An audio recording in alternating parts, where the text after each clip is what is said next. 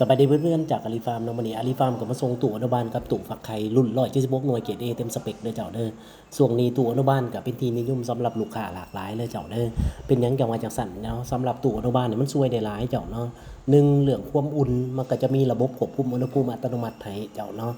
น้ำก็กินสะอาดกินน้ำพันก๊อกเจ้ามันบ่ได้กินน้ำใส่ถูแบบสมัยเมื่อก่อนที่เฮาอนุบาลเนาะก็เอาน้ำใส่โถน่ะไปตั้งป้าไว้ให้ไก่กินอาหารแล้วมากินน้ำในโถเกิดเป็นน้ำเปื้อนน้ำเน่าเจ้าเป็ดไก่เจ็บท้องมีปัญหาเกี่ยวกับระบบย่อยอาหารมันเจ้าเนาะแกลมกินอาหารบ่ได้ดี